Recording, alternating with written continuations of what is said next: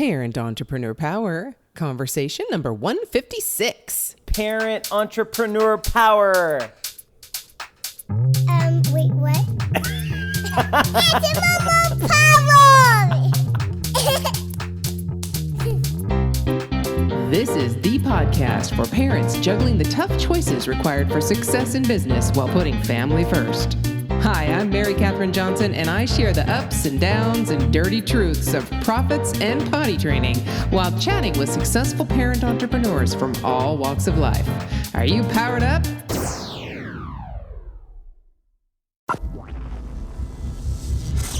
Hey there, Power Parents. Guess who? It is Mary Catherine Johnson. Woohoo! Hello there. And it's fall, so I'm happy. Anyway, hello and welcome. And I have to tell you, I can't wait to chat with my next guest. And you'll know why in a minute. But I have to welcome to the conversation Laura Brandenburg. And she is the founder of, among many things, Momstyle Your Business. So I have a feeling you know what we're going to be talking about there, but I think we're going to be bringing in a lot of experience because she's been doing this a while. So hey there, Laura, how you doing? And welcome to the conversation. Thank you so much for having me today, Mary. Glad to be here. It feels a little bit more like winter in Colorado. We're getting our first blip of a snowstorm. So. Yes. Well, at least you're not buried. You're not buried in it yet, right? And no, not yet. Winter is buried. Fall is sprinkles. Right? Yes, exactly. I know. I live up here near the Sierra Nevada mountains, up near South Lake Tahoe, and in California. And it's always a question of when we're going to get our first dump of snow, a first few feet. And it's usually after Christmas or around Christmas time, around the holidays. And it is so fun to just go up to the mountains and then be able to come back down to 1,300 feet and not have snow. Not have to live in it. So, I'm sure you must love it if that's where you chose to live in Colorado. I cannot wait to visit again.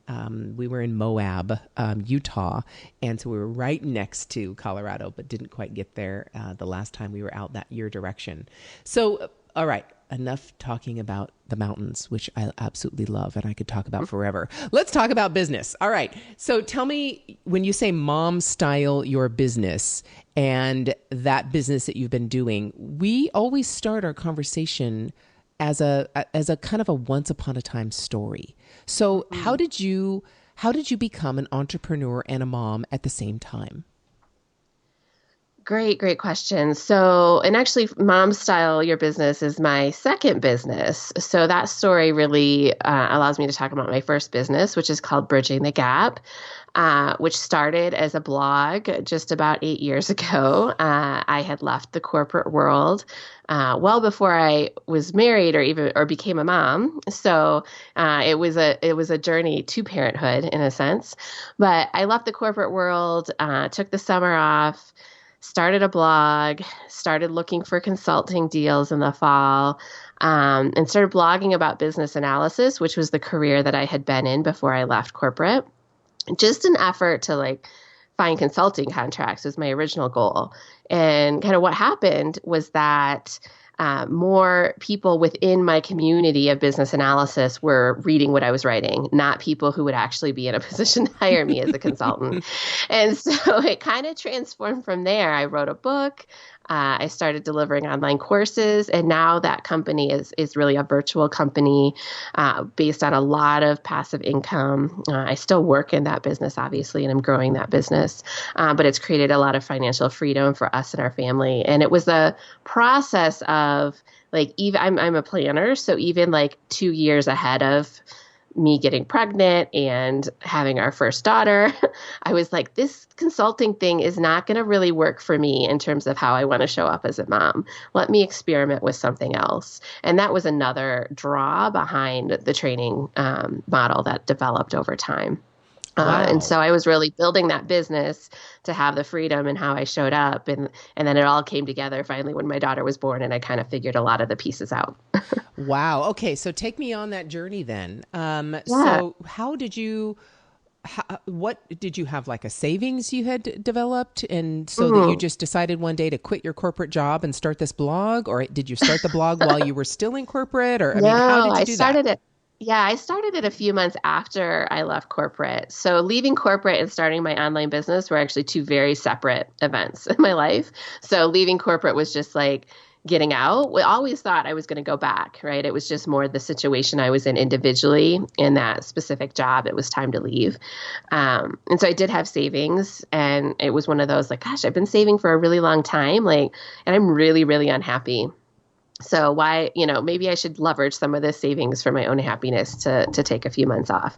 And so that was a separate decision from then 3 months later, it was like, well, I'm bored and I'm itchy and what do I do? And how do I find, okay, I'm going to go into consulting. How do I do that?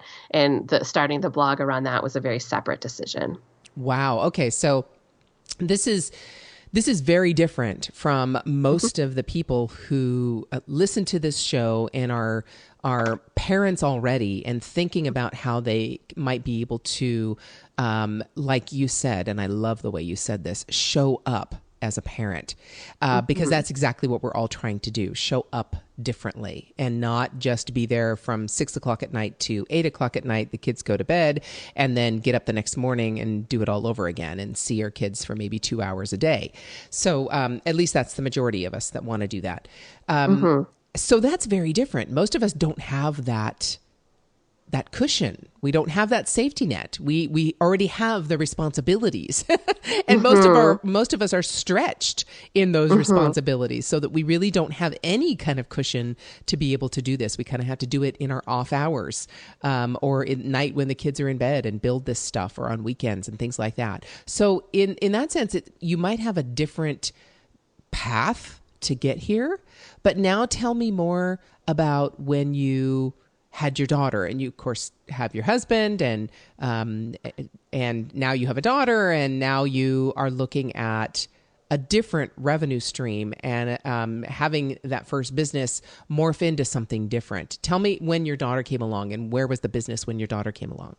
Yeah, so my daughter is 5 now, and so she was born, my business was 3 years old at that point. The interesting part of that story, though, is that like I never felt, it's not like I had the business all figured out and then became a mom. It was sort of like I had the model figured out in my head, but things weren't really working as well, so as they wanted them to. So ahead of her being born, I developed this massive online course. I had already had success with some book sales, and so I was seeing some momentum. When you think about different kinds of digital products you might launch, I was seeing some momentum there. But I went from a book to a massive course and spent months on it and put it together, and it sold, but it never sold like as well as I was expecting. And it didn't sell as well as I felt like it needed to for me to really justify this balance between motherhood and entrepreneurship, right? There was this sense of once she was born and I started to go back into my business and I relaunched the course again and again, it sold, but it was like, there's something missing here. Like, this is not going to be enough from a money perspective for me to say, I can do this and take away time from my daughter. There was a lot of, my mindset has shifted a lot since then, but that's where my mind was at the time. Right. And so that's when I hired my first coach and also started doing different courses that were much smaller, easier to put together, more interactive, though still very much something that I could plan around my own time and my own schedule. And really that first year after she was born is the year my business started to take off, because I started to do things differently and be a lot more strategic and not just like, I'm just going to work forever and figure out how to put all this together. I was a lot more strategic with my time and my offers. Wow. Okay. So it sounds like you really started off trying to bite off a huge chunk for yourself rather than doing it like you're parenting, which is baby steps at a time. Is that what I'm hearing? Perfect. Yes. Perfect summary. Because that's exactly what you probably found when you became a parent. Is that, this baby you don't just pop it out and it's, self-sufficient and you have this huge little thing here. It's baby steps, and it takes little teeny things become huge milestones, even though non-parents look at you and go, okay, your kid yawned. Why are you getting so excited? Right? Exactly. Wow. So, right. Things like, the first time I had 15 people enroll in a course, right? The first 1,000 newsletter subscribers, those kinds of things, definitely. Yes. Got it. Okay. So tell me business analysis. Tell me a little bit more about what that is. So you said you have this massive online course. What did you teach people how to do? Yeah, I did and still do teach people how to start business analysis careers. And so we focus on helping people in the middle of their career with some professional experience really figure out what experience they have in business analysis, how to translate it, and just since that's probably unfamiliar to a lot of people, a business analyst is a role in the corporate environment where you're figuring out, it's usually centered around some sort of change and some sort of technology project, and you're doing the requirements for that project, and you're really in the middle of what the business stakeholders want out of that project and what the technology implementers can build, and negotiating and facilitating among that. And so it's very it's a mix of being a super analytical and detail oriented and very people oriented because it's a lot of communication and negotiation and facilitation as well. It sounds very similar to a project manager. So what's the It difference? is.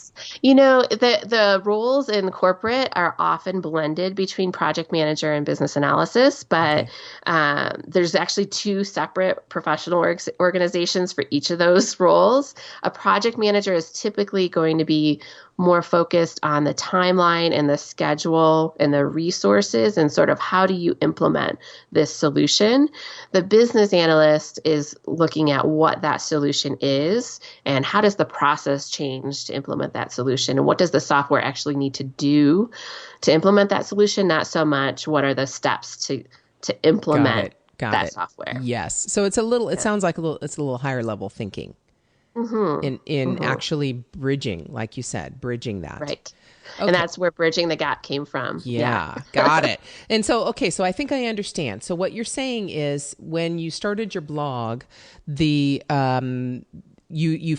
saw that people who were in your same industry were reading your blog, not necessarily people who could buy other products that you were producing. But it sounds like that's the product you ultimately produced was the product that those people who were reading your blog needed. Right. Over time. Got it. Okay. So what you thought you were going to sell, you had to pivot and change that based on your own analysis of the people who were actually consuming your content. Correct. Got it. And one of the most frequently asked questions I received even the first year of blogging was, how do I get started as a business analyst? And when I started, that was another pivot I didn't make until shortly after my daughter was born, because I was focusing on all of business analysis and career development. And I realized that was too big for what I was in. And so after she was born, that was another pivot I made, was to say we're only focused on helping people get started. And that's allowed us to focus more on entry level courses. And that was something I had already written a book around. So it was a very natural pivot to really just say, this is what we're focused on. But that actually helped things grow to be that narrow, because I'm still known within the profession as Laura's the one who wrote the book on how to get started as a business analyst. And, if you have questions about that, you need to go to Bridging the Gap. It's been a very good marketing move. Yes. As well. Definitely. And isn't it amazing, that it's almost sounds like accidentally you wrote this book and it just accidentally turned out to be exactly what your audience needed. But in reality, probably you wrote that book, you started that blog, and it attracted the people who needed the subject you were actually creating content for.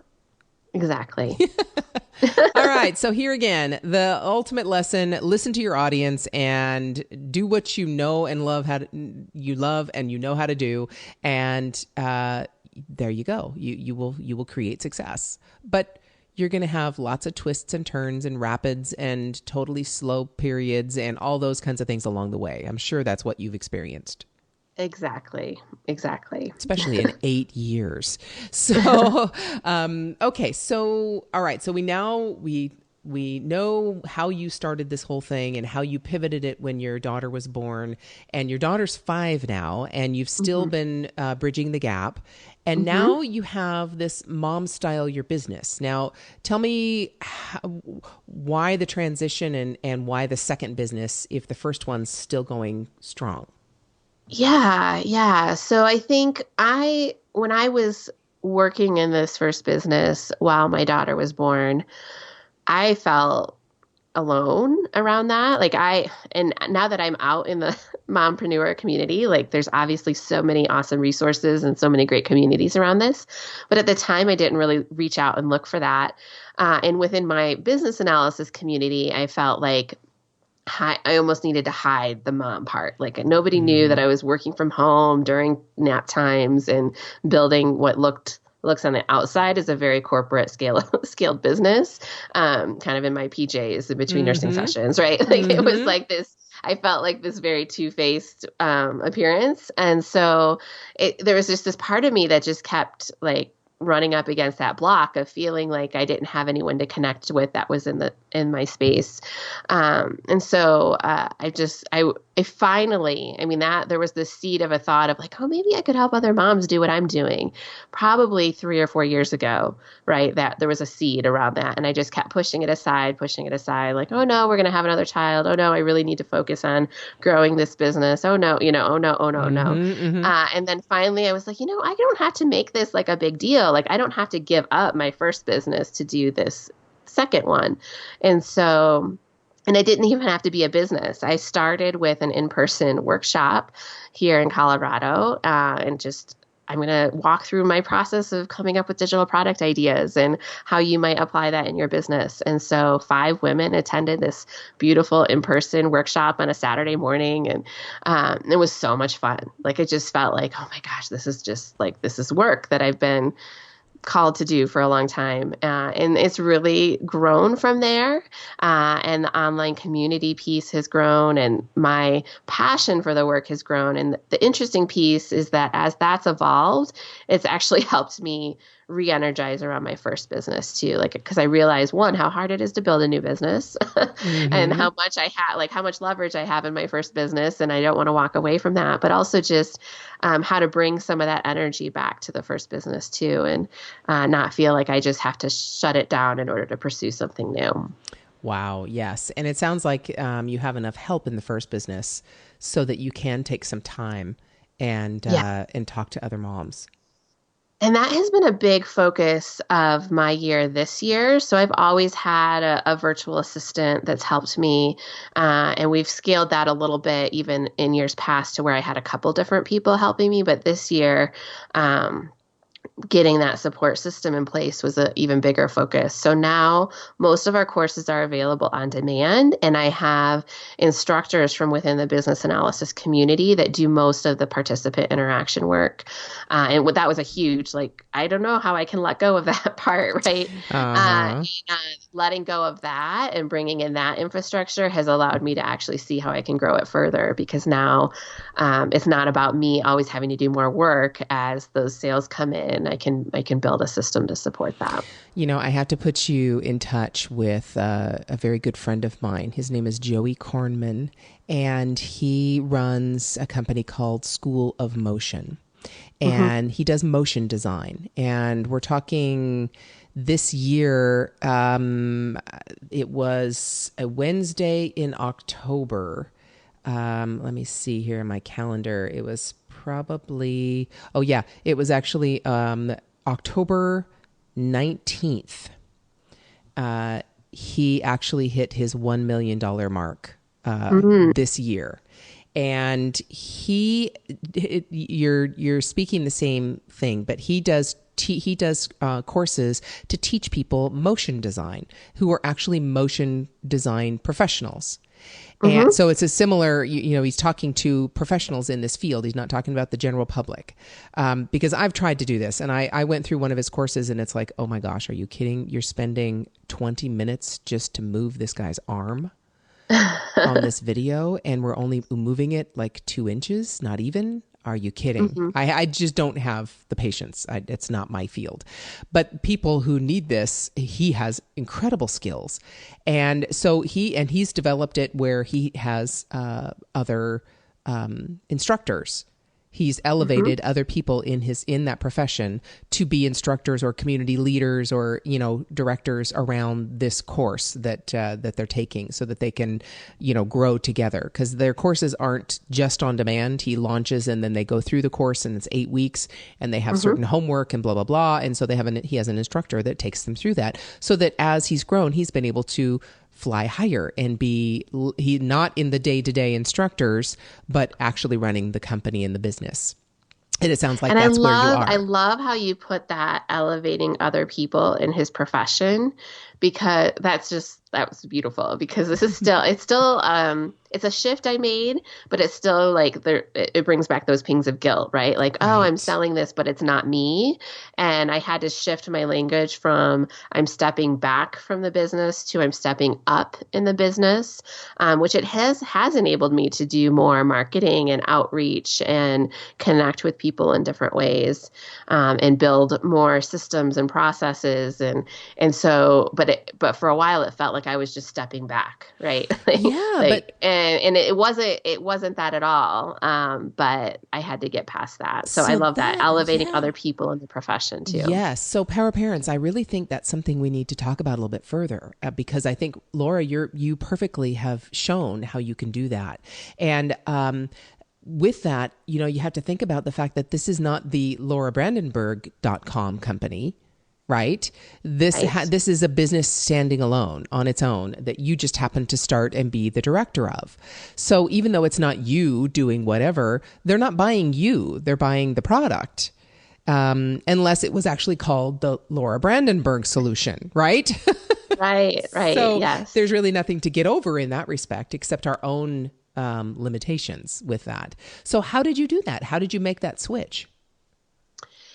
Yeah, the first person I hired was somebody that I have known for a long time, worked with for a long time, and had connected with at a conference about this time last year.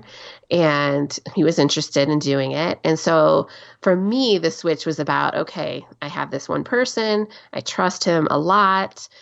It's almost easy to trust him with this. And then, a month or two went by and I saw, gosh, he's doing great work. Sometimes he even does this maybe a little bit better than I could do, right? That's the scary part, isn't it? Another person that I had connected with at that conference, I was like, okay, let me reach out to her too and see. And then I started to trust the process enough and see what was making them successful, that I felt like I could reach out beyond like people I had a direct relationship with and actually start to bring people in that I was vetting, about their experience and their ability to do this kind of work, and going through more of an interview recruitment process to continue to trust that it wasn't going to be just like me and him, right? To be able to scale it beyond that too. So that I really just stepped into it very, very incrementally. But how did you even come to that conclusion that you even had the openness and the ability to include him to begin with? Because that's a mindset shift. We're in a cocoon, and it's like we do it all. It is the number one trap of entrepreneurship.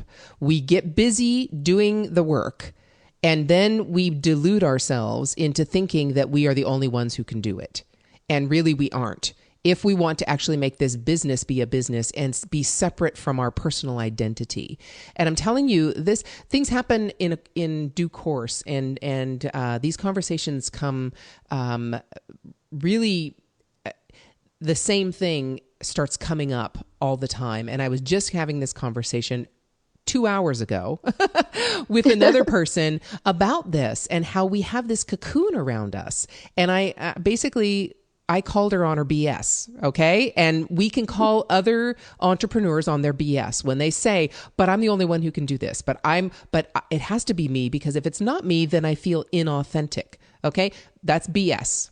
Okay, this is your business. This is not your child. Okay, even though it feels like it, this is not your right arm. You're not giving your right arm to someone and claiming it's someone else's right arm. All right, that's not it. This is not your identity. This is your business. So how did you make that mindset shift? You know, I'm just trying to think back to that because to me it was about finding him for sure. And the fear that I had was more around, well, people won't expect this, right? They are expecting me. And so I felt weird about selling it more as an instructor. I think part of it though was also just starting the new business and reaching that natural limit of, if I want to honor what I love most about my work and creativity, then I have to get past this. That was a big part of it. And the other part of it is like it's work that can be enjoyable in small spurts, but when I would start to have a lot of it at a time, I wouldn't enjoy it as much. So remember reading The Big Leap and talking about your zone of genius and realizing this was one of those tasks that was holding me back. Because it wasn't my zone of genius. It was definitely whatever the level below that is, right? Like I forget all of them. Competence or something. Yeah. Yeah. Like I'm very competent in it, able to do it, but not my zone of genius. And so there was a lot of swirling around that, probably a lot of conversations with my coach. I know I talked to him about it probably for 6 months on and off before I actually took the plunge and hired somebody. But yeah, so I don't know that there's like one switch that flipped, but just a lot of work around that area. Yeah, it probably was the switch that you realized you would not be able to do Momstyle Your Business without handing off some of your first business. Because there's just only so much bandwidth you can have. So with the structure that you'd set up, you had to have somebody come in and do something. So that first initial thought is what you have to be honest with. And Power Parents, what I'm talking about, and I'm sure many of you listening can relate. You might have that thought, but immediately your excuse pops right up and goes, nope, I can't do that because, and you can add a because to it, because it's not authentic. Because they're buying from me and I can't say it's me if there's somebody else I'm having do it. Or, another excuse comes up. Oh no, I can't afford to hire somebody else to do this. I have to do it because I have to keep my money or whatever. I mean, all those excuses will come up. Oh, it'll take too much time to train somebody else to do it exactly the way I know how to do it. So I might as well just keep doing it. Those are all the things that I would call you on your BS with. Okay? Because those are all BS excuses. It's, you either want to grow or you want to stay in your little cocoon and keep complaining about how you have so little time and you're so stressed and you can't grow because you can't do this. Okay? We're done. I don't accept those excuses. And so you had to realize that and not give in to those excuses and because you knew you weren't going to be able to make the second business work unless you had that first business taken care of, right? Exactly. Wow. Okay. So now you have your first daughter at 5. Do you have any other kids?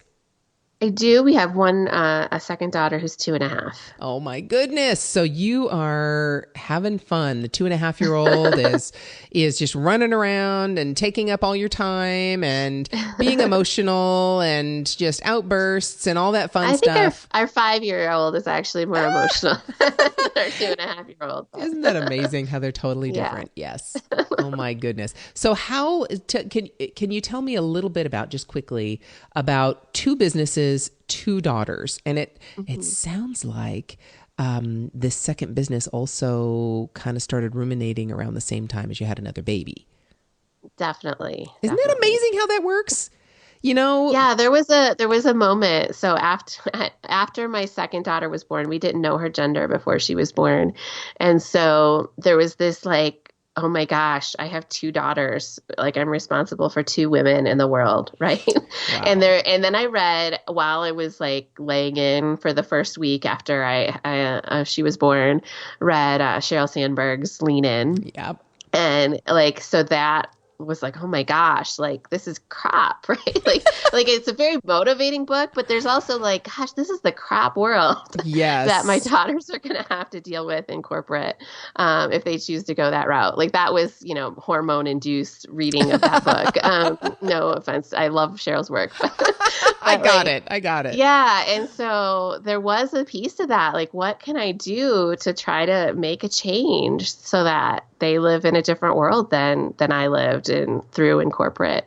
And for a while, I thought that was going to mean like going back to corporate. Like there was a period where I was like, oh, do I need to go back to corporate and, be the change from the inside? Mm-hmm. And then I quickly realized like, no, that was not the solution for me. No. And so it really it made me realize that I really was an entrepreneur at heart, and that my way to show up in this space was helping other moms with the kinds of things that I had gone through in my first business. And that was the other seed behind the Momstyle. Fantastic. Yes, there's always something deeper. There's just always something deeper if we're willing to look at it. I mean, there are reasons. Typically, probably you didn't realize that until you were on the other side of it, that was really your purpose. You just kind of felt the calling to it, you know what I mean? And then later you looked back and went, oh, that's why. That's how I'm going to encapsulate this and understand it. Because we're always looking for an understanding, but many times we use excuses as the understanding, right? I mean, why is my business not growing? Well, we use those excuses that I already mentioned as to why and how we convince ourselves, when it really just needs to be breaking free of those things. Wow, that's fantastic. So now you're helping other moms create their own success and create their own lives for their own children and show people how it can be done differently. It doesn't mean that you have to go into corporate and be there, but there are many other ways you can make a difference in the world and not have to do it in corporate unless you're going to make your own corporate. That's cool too, right? Very, definitely. I honor all those decisions, right? We all make Yeah. tough decisions as parents and moms of how to make this work the best for us. And so never want to discount anybody's path or the decisions they're making or how they're choosing to go about it. You know, it took me a long time to get there. I was really judgmental several years ago and thinking, nope, this is the way you do it. And how would you not want to be with your kids all day, every day? And, I mean, that was but not everybody has experienced my life. So that was exactly what I wanted to do and what I felt compelled to do. And typically we do things in a pendulum swing, right? Our parents, if we don't like what our parents did, we usually pendulum swing all the way the other way. We don't come in the middle, right? We go all the way the other way and think the opposite is the solution. And of course, that's not always the case either. But it's taken me a while to get to that same conclusion, that you honor everyone.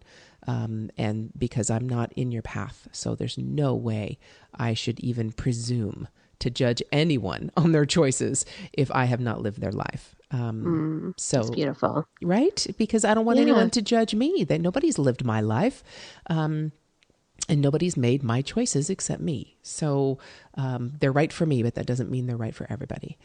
Wow. All right, I can stop being philosophical now. But Laura, so out of the moms that you've worked with, and I'm sure this relates to dads as well, since this is for parents, what do you see as probably the biggest obstacle that most of the moms that you work with or have in your community face when starting their business? What's the biggest obstacle they have to overcome? Is there one that's kind of a universal one? For sure, yeah. And I help mostly, like my small slice of that I've pivoted into as I develop this business is really helping with the passive income side, the digital product side. Eventually want to go into the marketing system side, but I mostly help people now build their first or second digital product. And the hang up that comes up again and again, well, there's a couple, but like that my ideas are not big enough or grand enough, right? And so they try to do what I did, which is invest months in some big course that then is really, really hard to sell. And I'm always like, let's just find something that we can build together in a month, right? And that you probably already have sitting on your hard drive because you sent it to somebody before or worked on it before. And again, I see people, no, that's not enough. That's not enough. It's not good enough. I have to work hard on it if it's going to be valuable and if it's going to sell. And part of my path has been finding those like hidden gems on my hard drive and being like, oh my gosh, this could be a product with a little bit of work and figuring out how to package and position it. So that's probably the number one thing I see people struggle with, is keeping it small enough, getting it out there, getting it done, and honoring that that's valuable as it stands and doesn't have to be massive to be valuable. Thank you. Because really, isn't that amazing? As human beings, we kind of discount what we already know, and think that others won't find value in something that we possess, that a knowledge or an experience or an expertise that we have, even if it's small.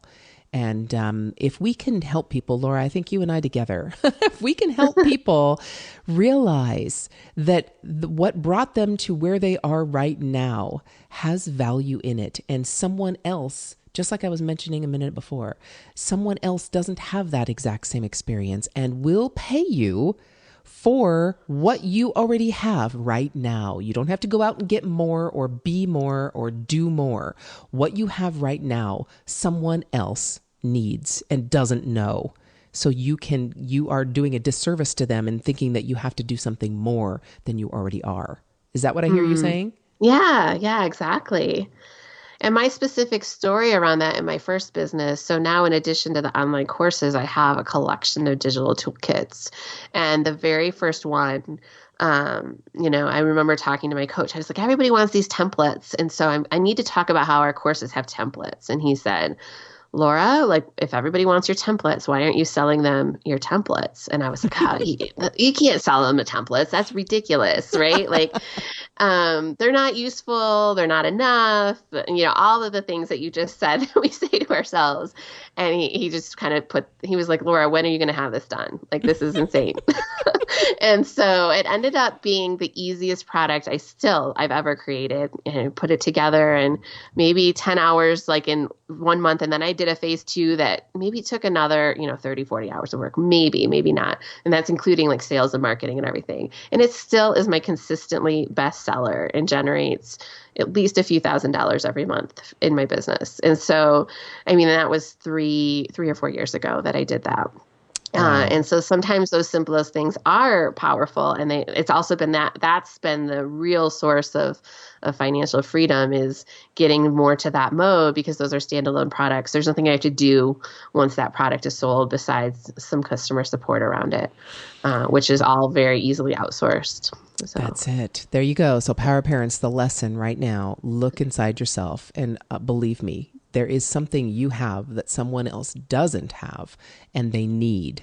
And where you are right now is the perfect place to deliver it. So do it. Go do it. Go find that little thing. It doesn't have to be humongous. It's like I keep saying, our kids are not born gazelles. They don't drop to the ground and run. They have little baby steps. So don't start with the gazelle that has to run. Start with the baby that just has to be fed. The little baby step. And that will be enough. Start there. Yay. All right. So any last piece of advice that you would like to give? Let's say there's someone sitting out there and they're just still sitting on the fence. And especially since you talk about starting a digital product or even just starting a business. Let's just start with either a business or a digital product. And they're just kind of rocking back and forth. And they're like, oh, I don't know. I don't know if I should, or if I'm good enough, or how do I know which of the things that I know how to do is something that someone would be able to benefit from? They're just kind of rocking back and forth, asking themselves all these questions, and they're not quite sure. What would you say to that person? Yeah, I think a part of that comes up too is, like, especially if you're seeking out advice online, there's so many different business models out there, right? And like, should I do coaching or consulting or digital products or this or that?